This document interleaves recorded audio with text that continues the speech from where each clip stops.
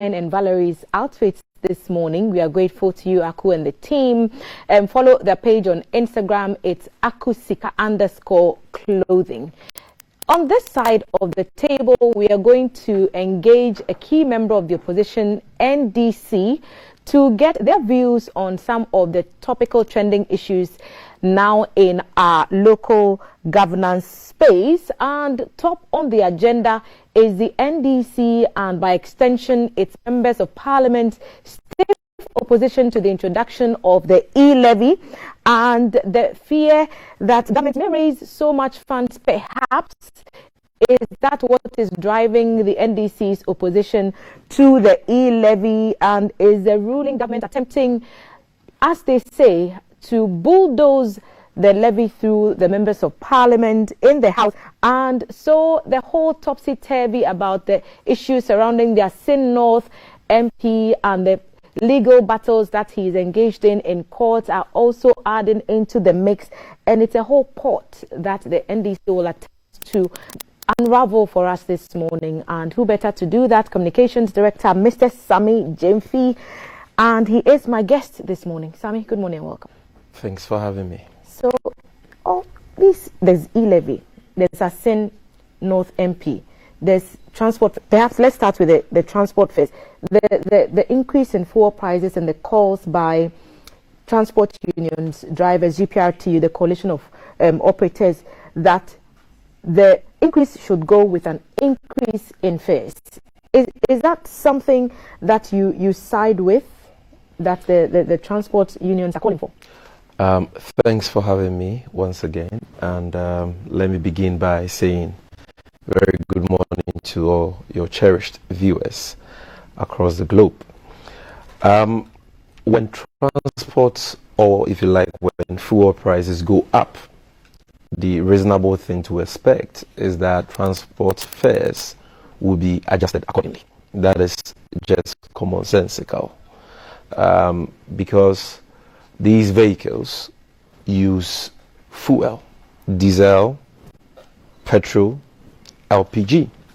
And so the amount of monies the owners of these vehicles spend on fuel products is their cost. But fuel prices are largely based on prices of the commodity on the international market. And so if the prices on the international market are going up, it would stand to reason that the prices on the local market would also go up accordingly. It is true that fuel prices are partly, not largely, determined by prices of fuel commodities on the international market.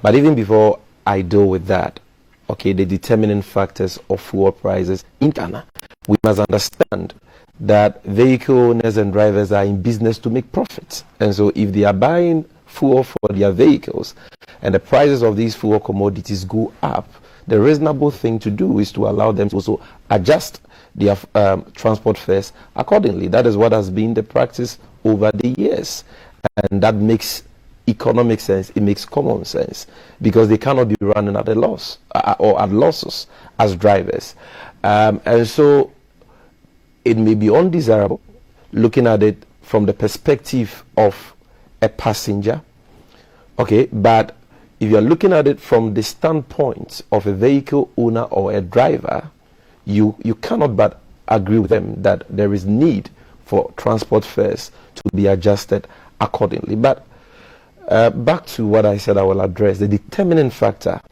of fuel prices in Ghana is not just the international market price of crude oil. There are three factors that determine the prices of fuel in Ghana. The first is what you mentioned, the international market price. The second is taxes and levies on fuel commodities, which is controlled by government. And the third is the exchange rate, which is also the responsibility of government. Now, if you look at all these three factors, the incompetent and clueless and corrupt and insensitive Akufo-Addo Bawumia government we have has mismanaged all these three factors. First, the international market price. Now, because we do not control the international market price of fuel, we have instituted for ourselves a tax called the Price Stabilization and Recovery Levy. And that price stabilization and recovery levy is intended to be used as a cushion for the ordinary Ghanaian when the international market price of crude goes up. And so every Ghanaian pays the price stabilization and recovery levy. If you buy petrol, you pay 16 pesos per litre. If you buy diesel, you pay 14 pesos per litre. Now, government collects and saves this revenue from the tax handle. And the purpose of that is for government to use those receipts to subsidize the price of fuel anytime the international market price goes up. When COVID struck, the international market price of crude came down to even below $30 per barrel. Government did not reduce fuel prices. Then it started going up all the way to $80 and above. Okay, but even though they did not reduce the price of fuel in Ghana when the prices came down significantly because they claim it affected our export earnings on crude, that is the crude we produce in Ghana, at least in the last 5 years, they have collected in excess of 2.5 billion Ghana cedis in price stabilization and recovery levies alone from Ghanaians. Where is this figure coming from? It is, if Ghana consumes averagely 1 billion liters of fuel every year. And so if you take into cognizance the fact that averagely we pay 15 pesos, okay, per liter, because it is 14 pesos for diesel, that is per liter, and 16 pesos per liter for petrol. So just say 15 pesos on average, and multiply that by 1 billion, and multiply that by 5 years. ASEP has done the calculations and has issued a statement to that effect, and they make a conservative projection of 2.5 billion Ghana cedis in price stabilization and recovery levy receipts in the last 5 years since this government took office. Why is Alhaji Bawumia and President Akufo-Addo refusing to use these monies for their intended purposes? Bear in mind that there is an act of parliament that governs the way these funds or these monies should be used. They are supposed to be used to cushion the ordinary Ghanaian. In November, December last year, the government of Uhuru Kenyatta in Kenya spent about $200 million subsidizing the prices of fuel commodities in Kenya just to cushion the people of Kenya. Okay, in our case, we are even paying a tax for that purpose.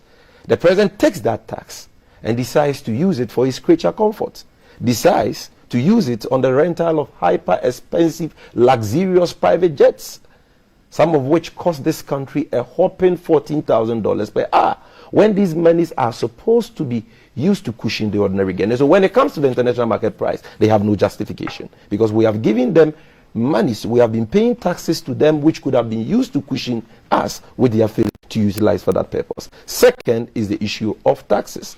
And my sister, the truth of the matter is that the astronomical and persistent increases we've been witnessing in the prices of fuel commodities in recent time is largely accounted for by the imposition of crippling taxes on fuel commodities by this Carlos Akufo-Addo Bawumia government. Look, last year alone, they introduced a 20 pesos energy sector levy on every liter of diesel and petrol. New tax. Okay? Last year alone, they introduced an 18 pesos energy sector levy on every kilogram of LPG.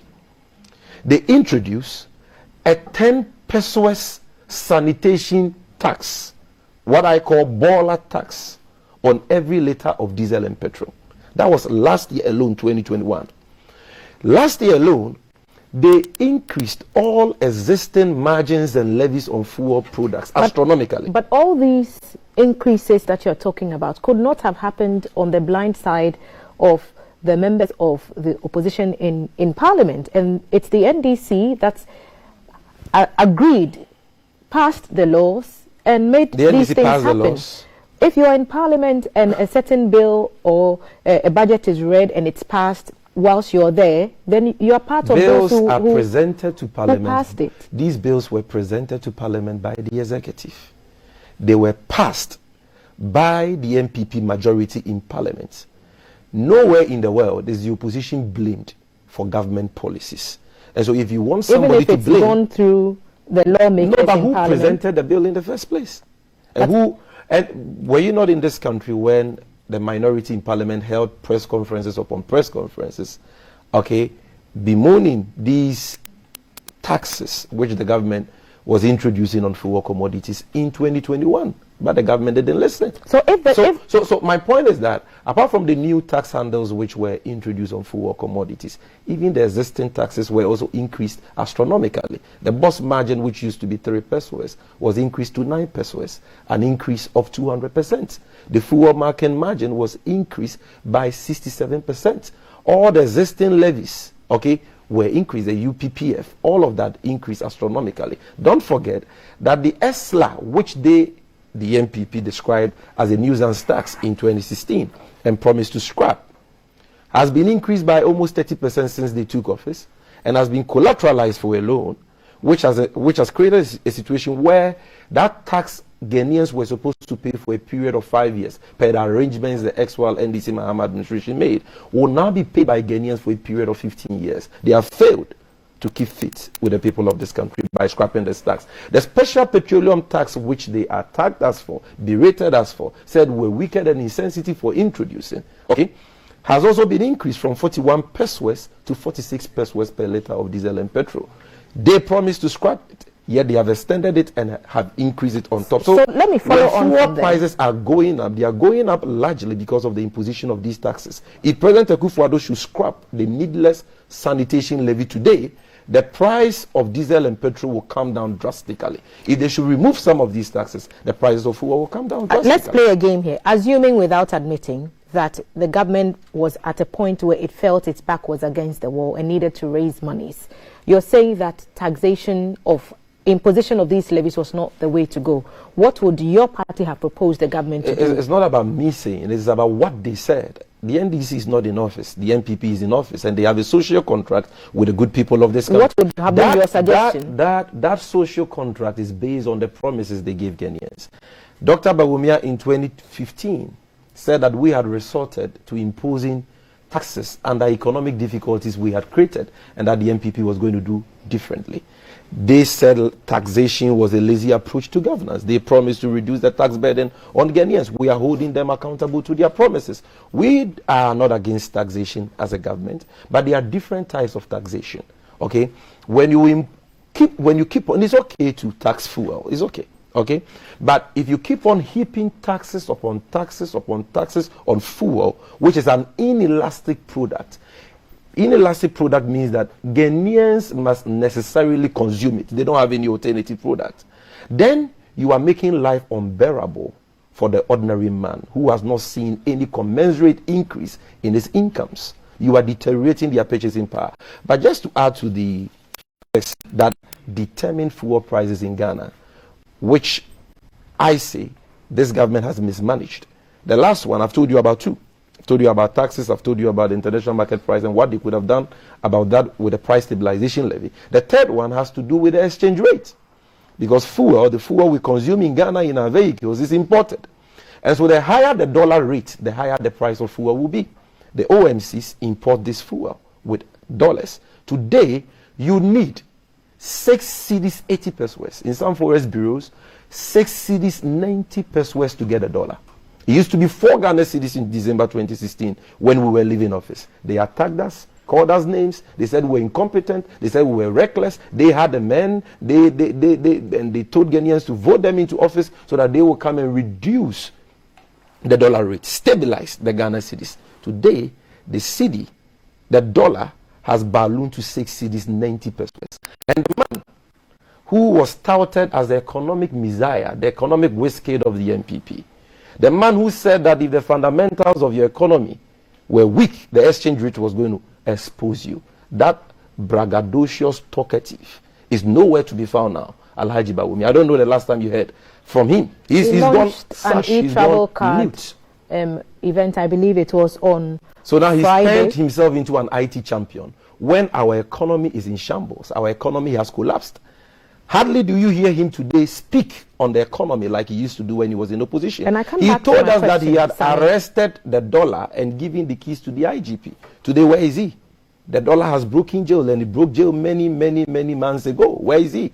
So if you ask us of our alternatives, if we needed revenue, what were we going to do? Number one, we're going to cut down on expenditure and plug loopholes in the public sector and make sure that we do not lose as much as we are losing today as a result of financial irregularities and corruption in the public sector. In 2016, government lost 718 million Ghana cedis in the running of public boards, corporations, and statutory bodies, according to the 2020 Auditors General report. We lost 718 million. 1 year after that, when those who promised to protect the public took office, and I am talking about President Akufo-Addo and Alhaji Bawumia, the figure ballooned to 12 billion. It ballooned to 3 billion in 2018, then 5.4 billion in 2019. Then in 2020, 12.8 billion. Meaning that in the last 4 years, excluding 2021, we lost a whopping 34 billion Ghana cedis to financial irregularities, waste, and corruption in the public sector under them. We could have made a lot of savings if government had plugged the holes, protected the public purse, ensured strict compliance with the Public Financial Management Act, like they promised in their manifesto. That is one thing we would have done if we were in office. Aside that, we would have set our priorities right. President Mahama will not be traveling and bathing in the air, in a penthouse in the air, like Boeing 737, Airbus ECG 320neo, which cost the poor taxpayers of this country $14,000 per hour, when basic school children didn't have textbooks. 2 years after the introduction of a new curriculum, President Mahama would not have done that. And so we would have expended the meager resources of state on the things that matter to Ghanaians, on the productive sectors of the economy, on ventures that can create jobs and value, propel growth, and so on. That is what we would have done. And if we would have even resorted to taxes like we did, we would have imposed taxes, but we would have imposed progressive taxes. Okay, that ensures that everyone pays according to his means. So the rich pays more, the poor pays less. That is the true meaning of social democracy. But when it comes to the utilization of the taxes, we utilize it to every man according to his need. That is what we stand for, and that is what we would have done. It's been suggested that the security of the president should, as matter to all Ghanaians, and the suggestions are that his travel should also be of our concern. And so if everything is being done to ensure that he travels safely, so the security of President Mahama didn't matter, because President Mahama and President Mills also traveled in the Dassault Falcon 900EX, which was bought without taxes at a price of $45 million in 2008 by President Kufuor. That jet is still in pristine condition. There is nothing wrong with it. President Mahama traveled with it several times. So what are you saying? Are you saying that why the Liberian president has been traveling in that? The Guinea-Bissau president has been traveling in that. Sewa Bruni traveled in that to Kumasi. We've seen pictures of that. So you are saying that this jet, which Sewa Bruni and acquaintances of the president, including his children, have been using, is not safe. What are we talking about here? Let's even assume that there was something actually wrong with our jet. Okay, can't our president fly commercial?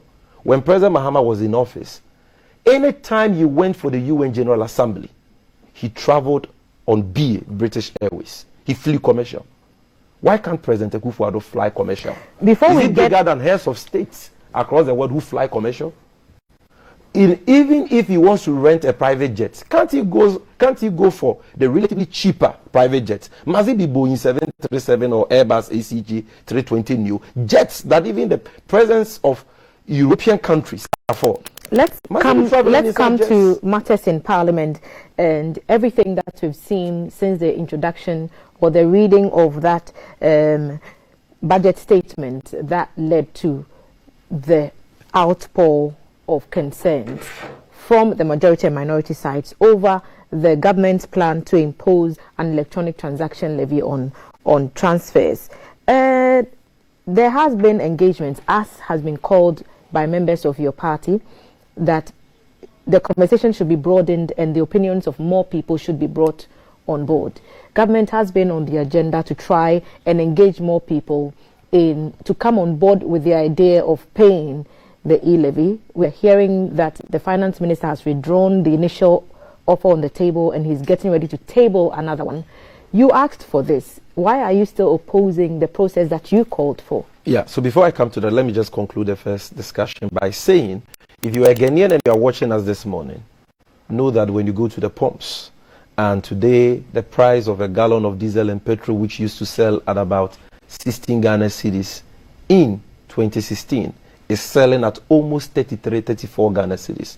Know that that is because of the dishonesty of President Akufo-Addo, who has chosen to misuse the price stabilization recovery levy you have been paying.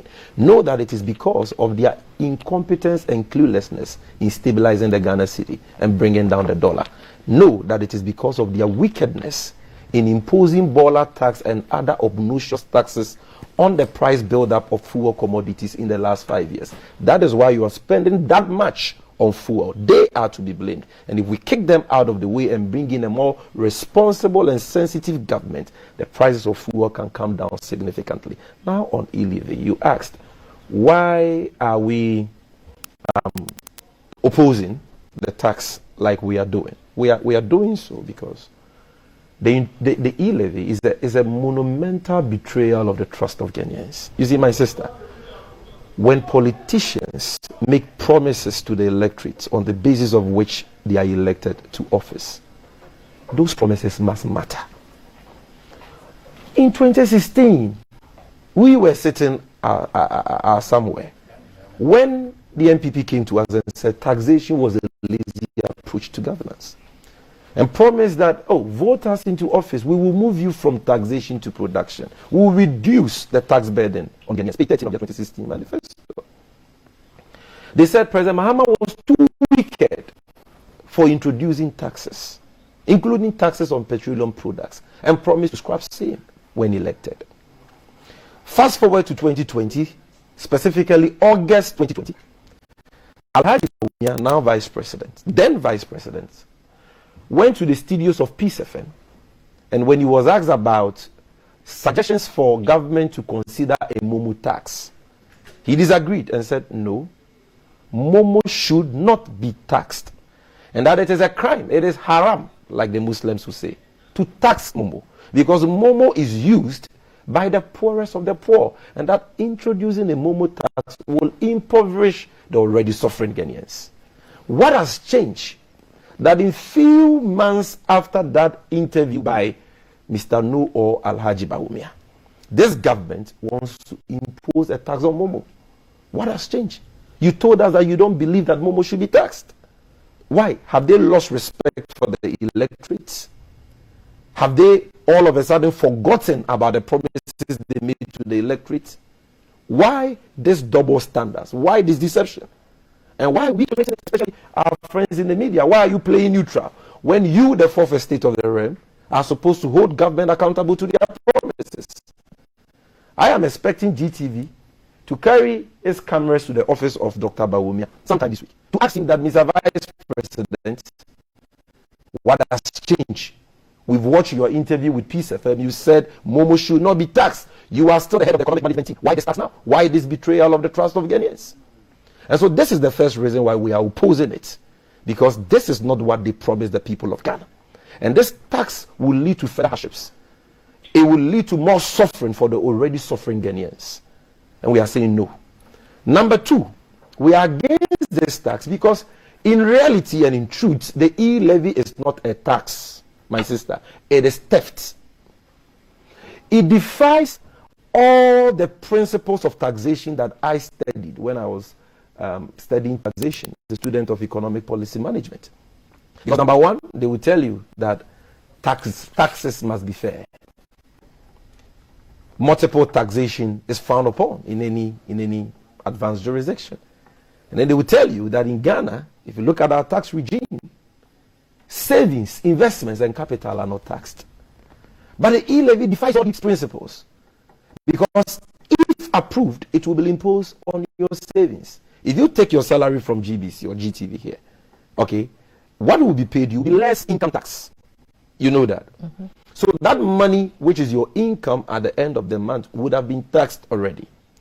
Now, if you decide to save it in your nice bag, you won't pay any tax on that. If you decide to save it under your pillow or in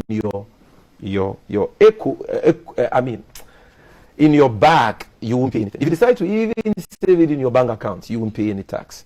But if you decide to save it on another form of wallets, an electronic wallet, which is what the Momo is, by giving that money to a mobile money vendor to transfer it into your Momo account, that transfer attracts an e-levy charge of 1.75% or 1.5% on the already taxed income that you want to save. Why must you be paying a tax on your savings? We've asked this question to some of the people who have appeared on the seat before us, and one of the explanations that I have received is the fact that we pay taxes on every other thing that we buy, even though we pay income taxes on our salaries. So if I buy a bottle of Awake purified water, a fraction of which goes to the National Cardiothoracic Center to buy Awake, I still pay taxes on this bottle of water, even though I have paid taxes from my salary. If I buy a phone, I pay taxes on buying the phone. If I buy paper. So the argument they have answered when I've asked them is that we already pay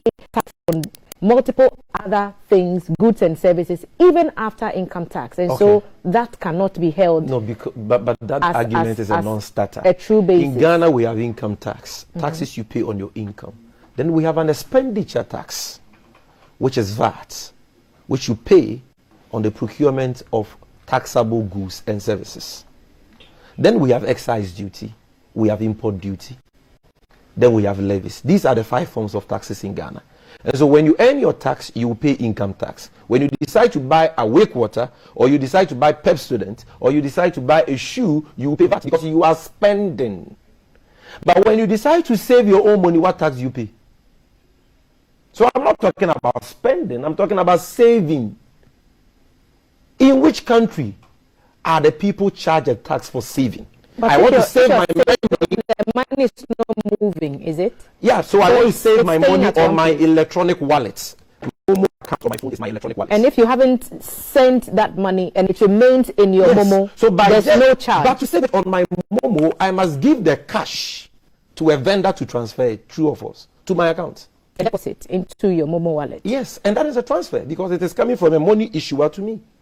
And it is not exempted. So I said, why should I be paying a tax on savings? That's number one. Number two, with what the answer you gave me, you realize that you only paid taxes only when you spent. You never paid taxes for merely transferring your money. Your income has already been taxed. Your salary has already been taxed. If you decide to spend it, then you pay tax. You appreciate the fact that the telcos already charge a levy. So you're already paying tax. The platform. So you're already paying a tax. So you're saving or save money. Point. Because out of that levy, the telcos will pay tax on those levies to government. So indirectly, you, the customer, are paying that tax. Why must government move beyond the telcos and now come to you, the customer, to give a certain percentage? Virtually expropriating 1.75% of the value of the transaction you did. That is thievery. That is stealing. If, for example, you decide to even transfer your capital to a business partner for goods, it is your capital. Why should the mere transfer of capital, which can be a loan, if you want to go into, say, the importation of rice from Thailand, and you go to your bank for a loan of 1 million cedis, and you transfer that to your suppliers in Thailand, Bawumia will be taking e-levy of 15,000 cedis from that, or 17,500. Does it help? That, from the transfer of your capital. The capital has not yielded any dividends. If I invest the capital and I make profit on that capital, you can tax the profit. If I decide to use that capital or my profit to buy a shoe or a car, then you can charge me VAT and other forms of taxes like excise duty and the rest. But for merely transferring my capital or my investment, you cannot be taxing me. That is not done anywhere. Then the issue of multiple taxation and the issue of equity in taxation that I raised, that I said this tax we are talking about differ. If you and I goes to a supermarket and we buy products, the bill will be given will include VAT and other taxes applicable to those items. You agree with me, right? I do. Now, if you decide to pay for that with cash, will you be charged a tax for paying with cash? You won't, because you're paying cash. You're paying cash. But if you use an electronic platform... No, if you decide to pay by check, will you be charged a tax for signing a check? I wouldn't think so. So if I decide to pay by Momo, which is another means of payment, I'm helping Ghana to build a cashless society. I'm utilizing digital platforms to reduce the use of cash in the system. So I decide to pay by Momo. Why must I be charged a tax? Again, I'll refer I am already paying. Responses that I've had from persons in government who sat at the table, and one of the arguments is government has invested so much in the digital space with interoperability and all the other things that they brought on board to make sure that even transfer of monies are made easier. And they think that a lot of the business has moved online and digital, so imposing a small fraction, and this is just me paraphrasing what others have told me at this table, so this is not my opinion or GBC's opinion, imposing a small tax or charge on these transfers helps us to raise, they've mentioned 6.9, to do the investments that we want them to make into improving roads and ensuring that job opportunities. You're only confirming that this e-levy is punitive. It is punitive because government is punishing you for using a digital platform that they have created. And so what that will lead to would be a total collapse of the digitalization agenda. Government insists it's a way to expand the tax net. That is not how you and that only a few people are bearing the brunt of. Let's finish the question you just asked. Again, okay, before interoperability, the telcos were already doing mobile money. And if you did an on-service transfer, say, from a Vodafone number to another Vodafone number, you were not going to be charged a tax. In fact, it is still free to transfer money from one Vodafone number to another Vodafone number, or from one Airtel Tigo number to another Airtel Tigo number. Why is government charging you 1.75% for such a transaction when the telcos who even built that platform are not charging you for that? Yes, government has invested in interoperability and other digital platforms. You know what that has done for the economy? It is promoting the less use of cash. It is increasing transaction on these platforms. And when the transaction, go up, like it is going up now on Momo and all that, government gets more revenue from the telcos, because the telcos get more revenue from customers, and they pay taxes to the NCA and government on those revenues already. So that argument for me is a non-starter. Again, my sister, let's look at the timing for this policy. Look, fuel prices have gone up astronomically already. 34 Ghana cedis for every gallon of diesel and petrol. Look at the ripple effects that will have on prices of commodities on the market and cost of living in the country. The dollar is now 6 cedis, 80 pesos, 6 cedis, 90 pesos. Look at how that is already eroding the capital and profit margins of businesses.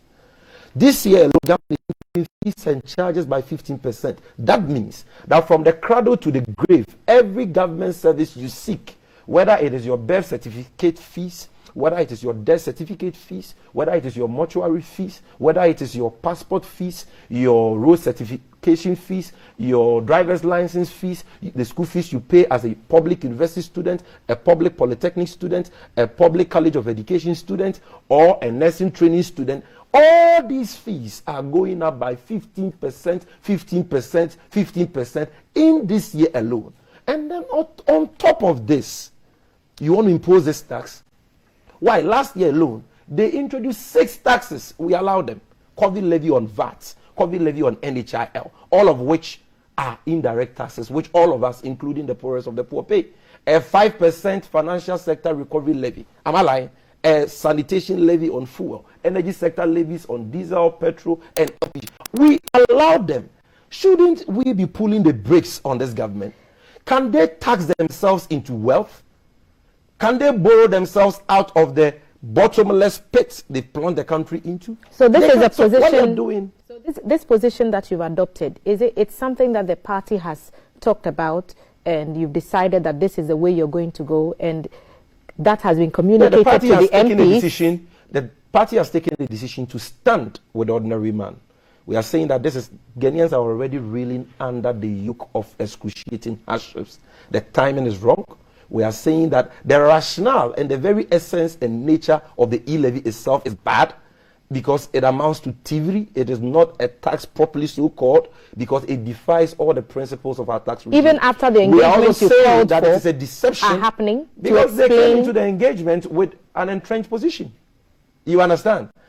Rape is illegal. You can't come into a negotiation with me to make rape legal because you only be having sex with me, excuse my language, for one round. So that rape should be tolerated. The act itself is illegal.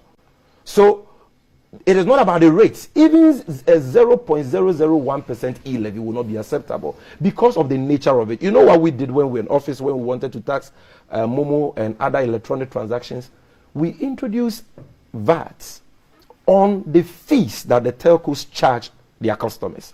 And so if you transfer 1,000 Ghana cedis on MTN Momo and MTN charge you 10 Ghana cedis on that, we ask MTN to pay VAT of 17.5% on that 10 cedis, the fee, not your money, not the transaction value, to government. MPP said, no, this is too bad.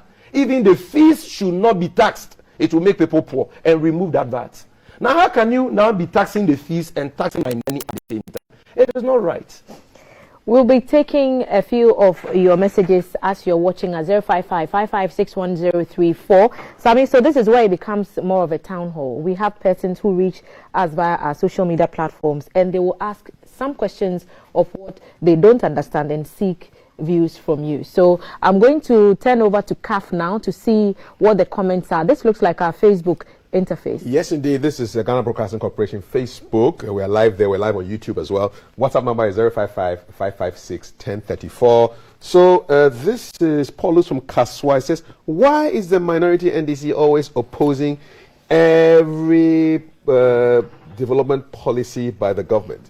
They want to know why should I answer? You're opposing everything. That's one question. I was going to go to my WhatsApp, but my WhatsApp has disappeared. And so I'll bring it. So yeah, you can answer that question. Oh, okay. Wow, those look like a ton of messages. I've already explained to you that last year alone, this government introduced 6 taxes. We allow them. We allow those taxes to go through. But we are saying that enough is enough. This particular e-levy tax is very draconian, very regressive, very punitive. It will destroy digitalization in this country. It will collapse the mobile industry and render many people jobless, and it will impose untold hardships on already suffering Ghanaians. I've heard from some, CAF, if I may, I've heard from some that the opposition perhaps is afraid that if the government is able to raise all these revenues and is able to meet the needs of Ghanaians as Ghanaians want them to be met, it sort of lessens the opposition's chances of coming back into power 6.9 in billion. 2024. We've allowed them is to that borrow. Perhaps true? We've allowed them to borrow more than 230 billion. That could not threaten our chances of re-election in 2024. We allowed that. They could not build roads. They could not create jobs. They could not do anything meaningful for the benefit of Ghanaians with borrowed funds of more than 230 billion. They've had already tax revenue of more than 200 billion in the last 5 years. They could not transform Ghana.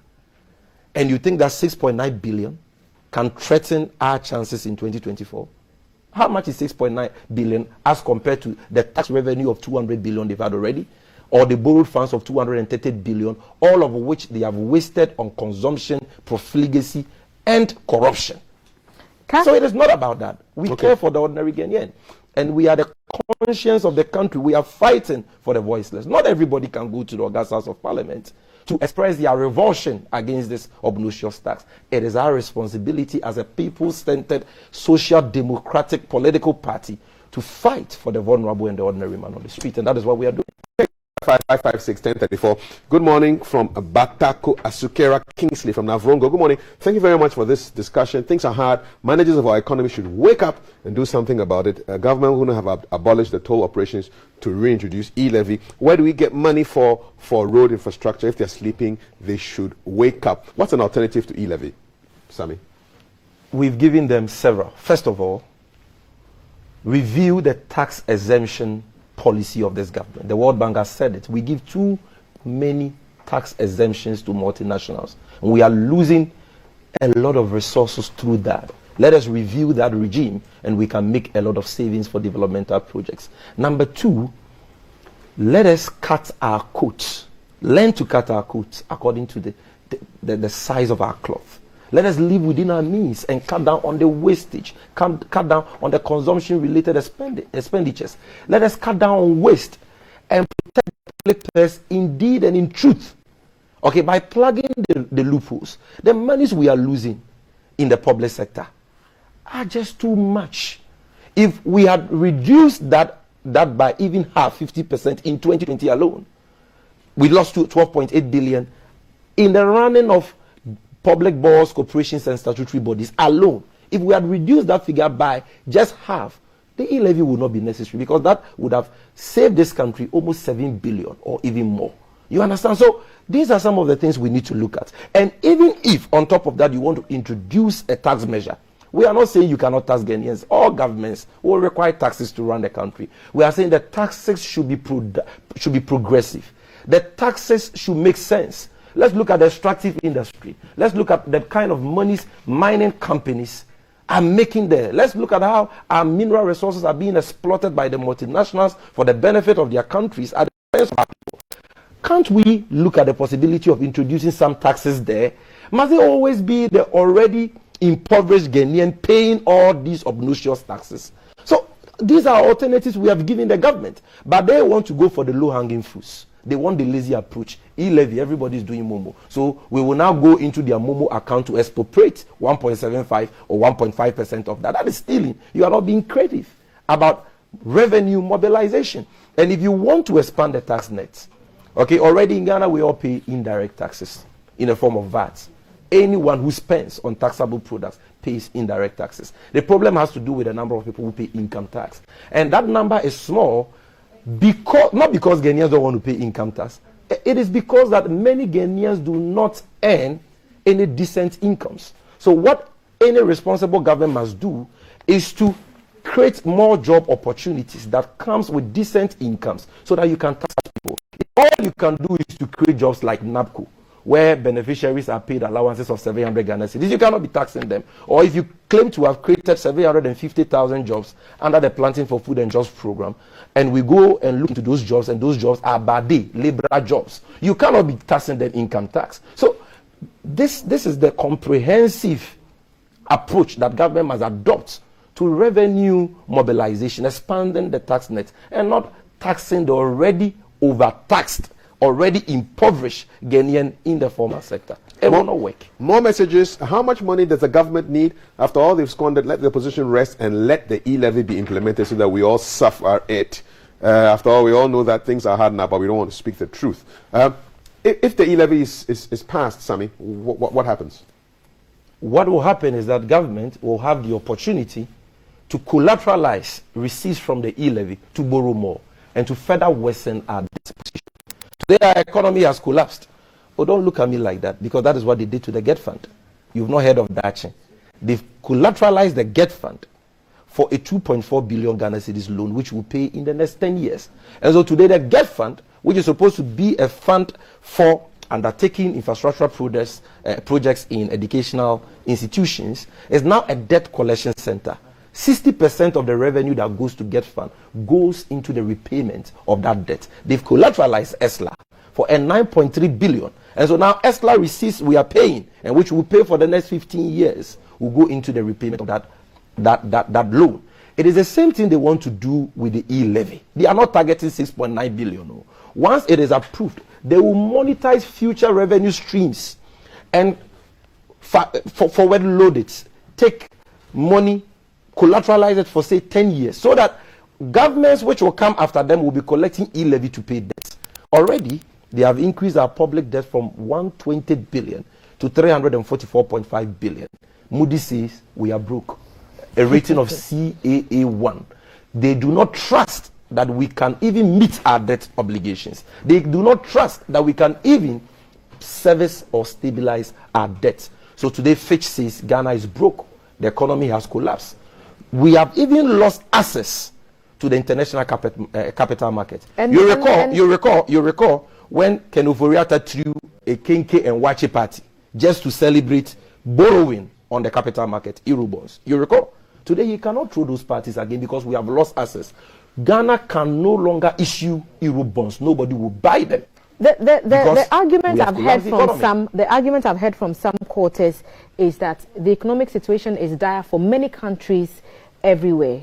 And no. Ghana is no exception. Okay, so let's check our neighbors. Let's not go far. Because of COVID. Let's check our neighbors. If I may. Okay. And the other suggestion is the opposition just wants to make this difficult for the party in the House of Parliament because they know that government numbers and the opposition numbers are very much at par. And so there's some dealings going on there. I want us to move from the e-levy and transit quickly into something else. So this is sort of... We are supposed to use the numbers Ghanaians gave us to champion the welfare of Ghanaians. We had only 106 seats in 2016. In 2020, Ghanaians gave us 137, aside Techiman South and Serios, which we believe we won. You understand? What are we supposed to use the numbers for, those numbers for? To champion their interests and their welfare. And that is what we are doing. We don't have any problem with government raking in more revenue. This government is the luckiest and the most resourced government in the history of Ghana. They've had more oil revenue than any government. We in 4 years had oil revenue of 6 billion. They in 4 years had oil revenue of 20 billion. We in 4 years had tax revenue of 86 billion. They in 4 years had tax revenue of 156 billion. We in 4 years had borrowed funds of 84 billion. They in 4 years had borrowed funds of more than 230 billion. They have had they've wasted all these money, and today they are telling us pay e-levy if you want jobs, pay e-levy if you want rules, pay e-levy if you want a flat tummy, pay e-levy for everything. They are even telling us that without e-levy they cannot supply free fertilizer. That is how ridiculous it has been. Because without e-levy, President Mahama built schools. Without e-levy, he built hospitals, he built airports, he built markets. He built our Tuabo gas processing plant. He made intangible investment that we cannot see. The Terminal 3 facility, which has made our airport the best in West Africa. The Temaport expansion project President Mahama did, which has made the Temaport the largest in West Africa.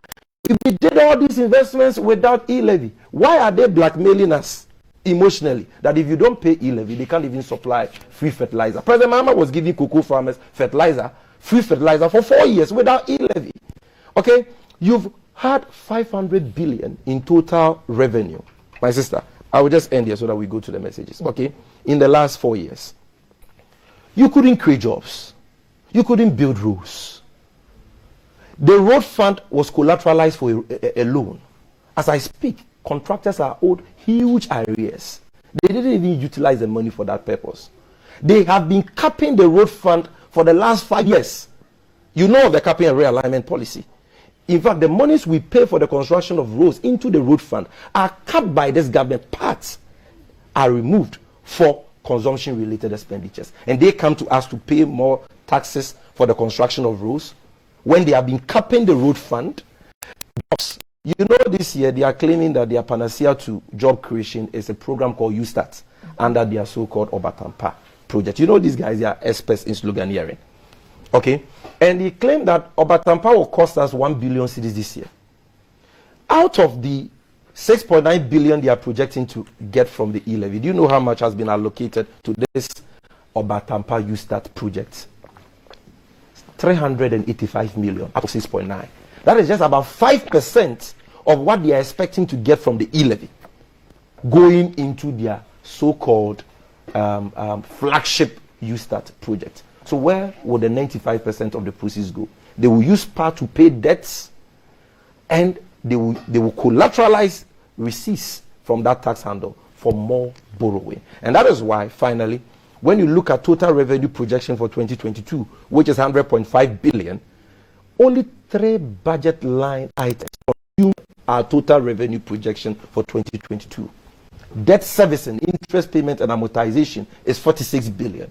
Compensation, wages and salaries of public sector workers is 36 billion. What is left is not even enough for statutory payments of 31 billion. We must borrow for statutory payments. We must borrow for capital expenditure of 16 billion. We must borrow for goods and services of 9 billion. They have destroyed Ghana. They have destroyed the economy. So when they tell you that pay e-levy for developmental projects and jobs, they are lying to you, because they don't even have enough to pay workers and to service our debt. Let's see what the viewers are also still telling us across our WhatsApp platform. Okay, so and please put your names, but it says, please, Sammy, just leave MPP to do it. Moreover, we're not going to use Momo again. So that's a threat there. Yeah, from and I like a named person. Some of us will lead a boycott of Momo. So the government should just cut down corruption and leakages and avoid e-levy. There's another one here that I want to show you.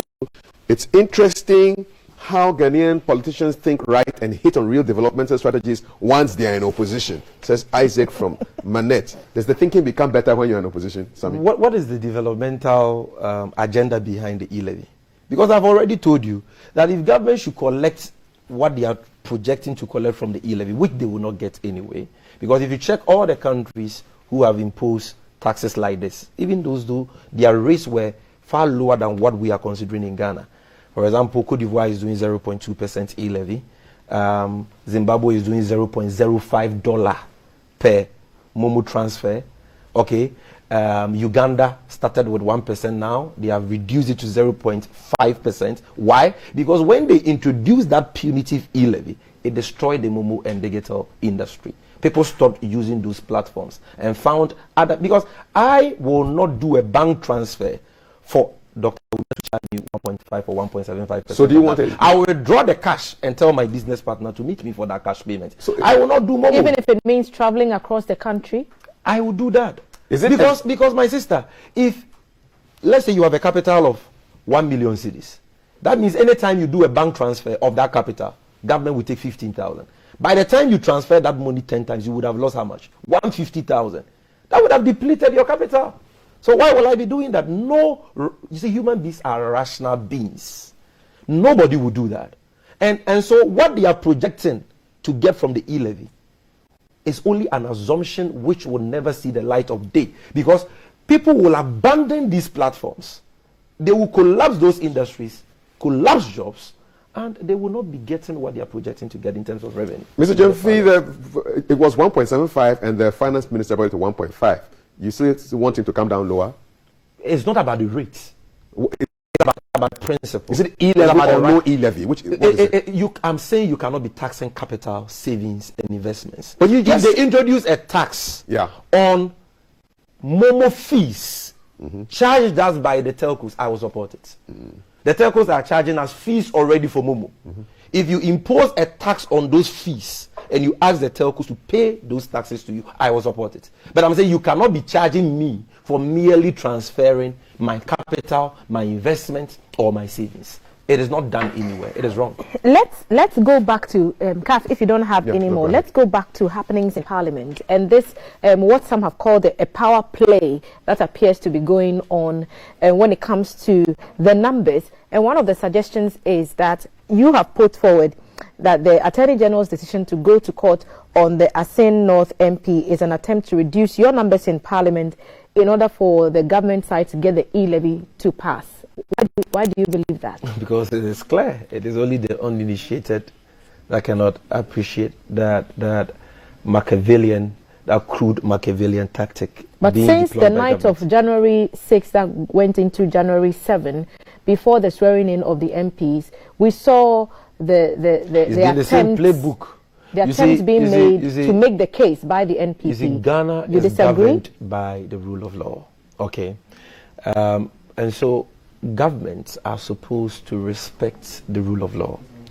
Yes, it is true that the propriety of the Asin of 2020 parliamentary elections has been pronounced or has been determined by a court of competent jurisdiction, specifically the Cape Coast High Court, which annulled the elections on grounds that the NDC candidate, Honorable James Kwesing, was not qualified to contest. Okay, so the High Court has given a decision. But in accordance with law, that decision has been arrested and suspended by the filing of an application for stay of execution by lawyers for that North MP. Let's water it down a little bit. A court has pronounced a certain judgment Yes. on a case, Yeah. and it's expected that that judgment will be executed. Yeah. But then another court is No, petitioned and the law to allows hold.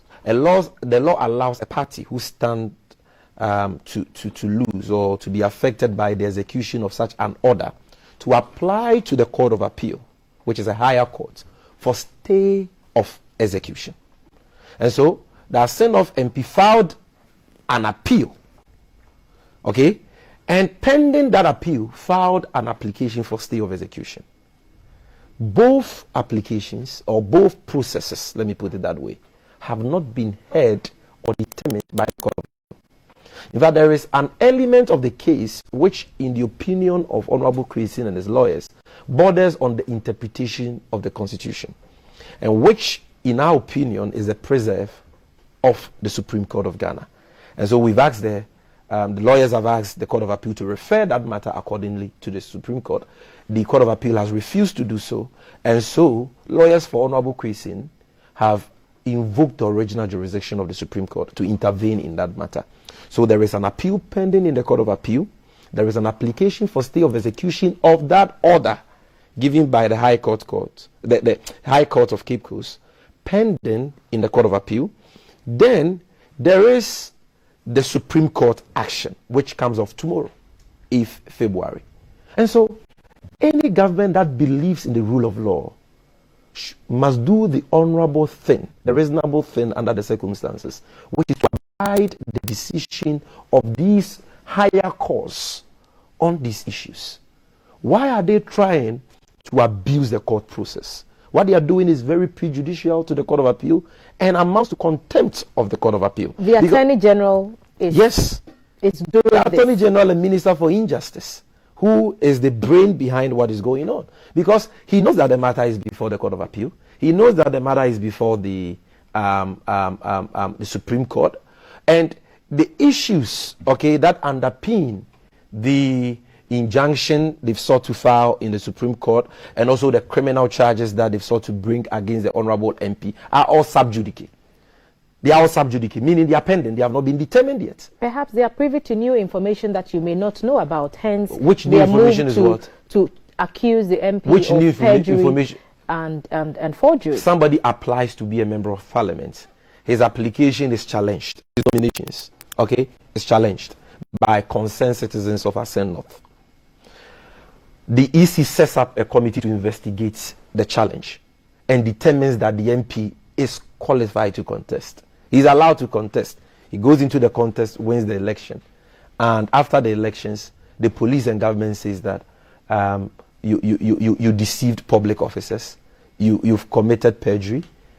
Listen, when I make a decision based on my understanding of the effect of a law, you cannot hold me accountable for perjury. It is my opinion as to the effect of a particular law. But ignorance of the law is not an acceptable By ignorance of the law, court. no. You see, I'm not talking about ignorance of the law. There are two schools of thoughts. The Attorney General says that and government says that to be qualified, to be eligible to qualify as a contest as an MP, if you are a dual citizen, you should have renounced your citizenship of that foreign country, okay, before you file your nominations. We are saying that no, that is not what the law says. We think that the law actually say that you should have renounced your citizenship of the foreign country at the time of the elections. Okay, so if I'm filling a form and you ask me whether I hold the citizenship of any country other than Ghana, and I say no, because at the time of the election, my renunciation had taken effect. I've not lied to you. And you are filling this form before the election. Before the election. As an applicant to be a candidate. To be a candidate. And at that time, was he... he had already applied for the renunciation of his Canadian citizen. But had it taken effect? The period for that process had lapsed. Okay, and because of COVID, those agencies in Canada were not working. So he had applied, he had done everything. Okay, and then after the resumption of duty by those agencies in Canada, they actually sent him his renunciation certificate. And that was before the election. That was before the election and the swearing in. So what is the big deal here? They are only trying to use state institutions like the police, okay, and other surrogate groups to reduce our numbers in parliament through these frivolous, actions, so that they can push the e-levy through. That is the game plan. We know that, and that is why we have served notice that we will resist any such illegal attempt to reduce our numbers in parliament. In parliament, for purposes of the passage of the obnoxious e-levy. We will not allow that to happen. And so our lawyers are studying all the processes, and before the close of this week, I'm sure you will hear about the interventions that lawyers for Abupi, ably supported by the legal department of the NDC, will be making. So far from this being a personal case or a personal fight for the Asin North MP, it is you're seeing this as a fight for the NDC, and the NDC is fighting this as a party. Of course, because he is an MP on our ticket. Without the NDC, he could not have been in power. Okay, and so it behoves on us to stand by him and to ensure that he is not treated unjustly. And that is what the leadership of the party would do. Look, the abuse of power being displayed by this government is getting out of hands. If it is not political opponents today, it is journalists. Or, look at what they did to Captain Smart only last week.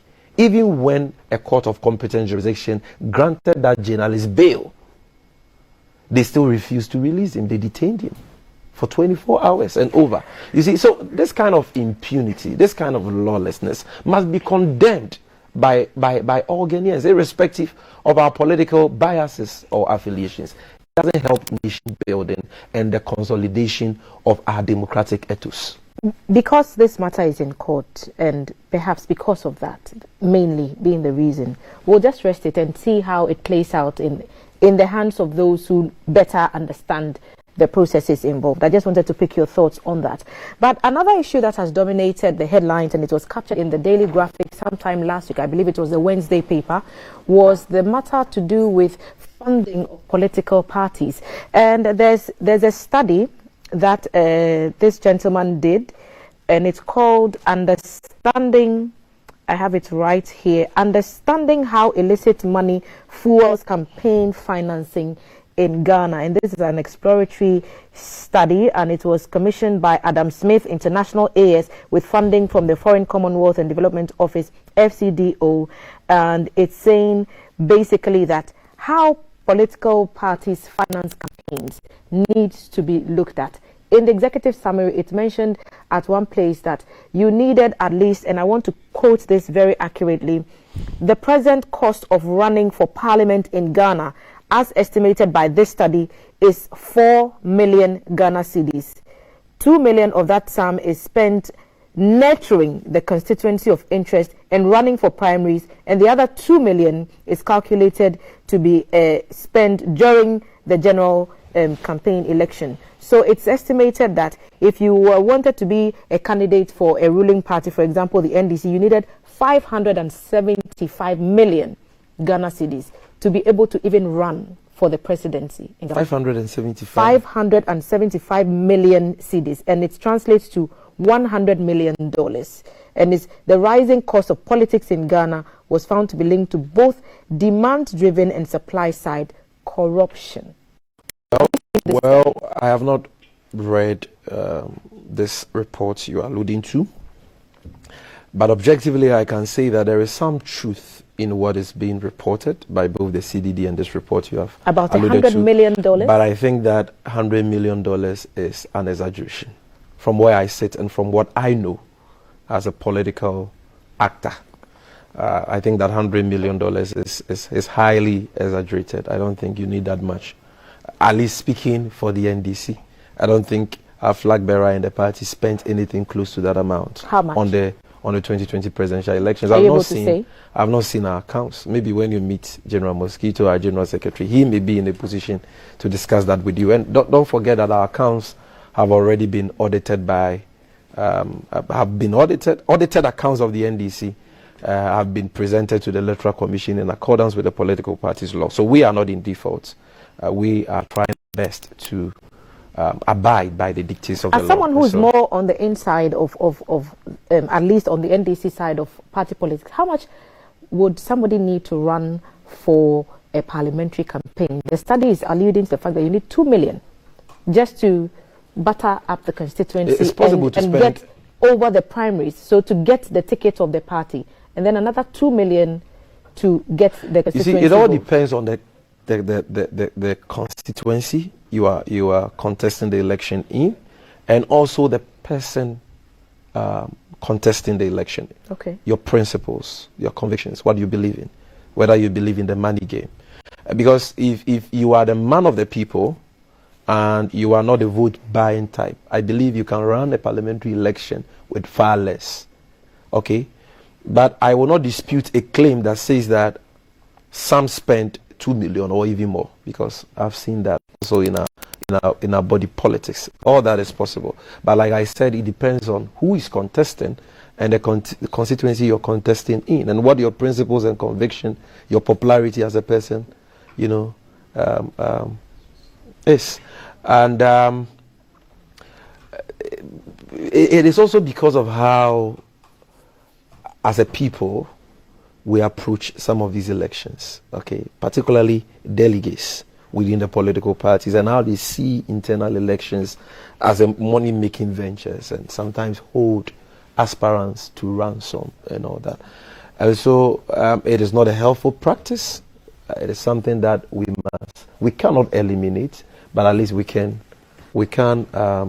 reduce its incidence to some extent if we review it comprehensively relative to filing fees that these candidates pay in the first place, and how elections are even conducted, okay, the size of the electoral college and all that. All these things are issues that I believe that the major political parties, the NDC and the MPP, must consider to reduce the use of money. How do you raise funds for elections? At least you can speak for the NDC. Oh, you raise funds from willing donors, from your members first of all, who pay dues and who subscribe to other donation platforms or interventions of the party. Like, we have donation cards, gold cards, platinum cards, silver cards, and so we have people who voluntarily donate for the activities of the party. But aside that, you also rely on businessmen and people who believe in your vision, people who believe in your cause. What do they get in exchange for supporting the vision of the party? There are some who support without necessarily thinking about what's... because I have many people who support my work, not because they need anything from me. They just believe in what I'm doing. They admire what I do, and so they decide to support. Okay, others too may have business interests. If those interests are not illegal, I see nothing wrong with that, because all across the world, businessmen finance political parties to also further their legitimate business interests. And so to the extent that the laws of these countries will not or are not being breached by such interest, I do not have any problem with that. The report, you said you haven't read it, so perhaps you will not engage on a much deeper level, but the report did allude that it's because of some of these interests of these businessmen who finance political parties that raises questions of corruption. And so perhaps you are forced to offer contracts and other concessions to those people when you come into power, if you do come into power, to make up for the award of the contracts are done in accordance with law, if the public procurement law is followed, if there is transparency in the award processes, there is competition and all that, and that financier ends up as the that financier's bid ends up as the best bid, the cheapest bid. What's wrong with that? And so for me, it's not whether or not the person bidding for a job, a government job, supported that political party. It is whether or not that job is being awarded to that person in accordance with law and through a transparent and fair process. So if that is done, then it's right? Of course, that is absolutely right. On that note, when are we to expect the NDC's internal elections to I know I can say that we will commence very soon. All that, because we must elect new branch officers, new constituency executives, and regional and national executives in this year, 2022. And so very soon, the party will be announcing a timetable for these elections. And so when do you expect us to have our internal elections? I would say starting first quarter of 2022. But let's expect a more express timetable from the party in the coming weeks.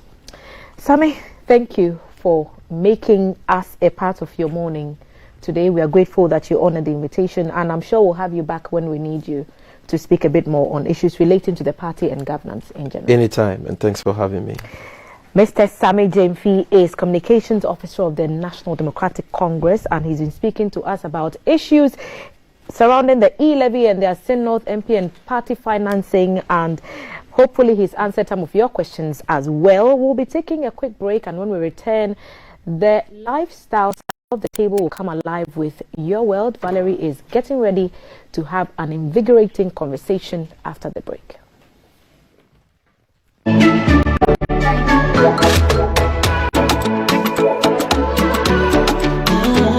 Coming live from the capital. This is the Breakfast Show.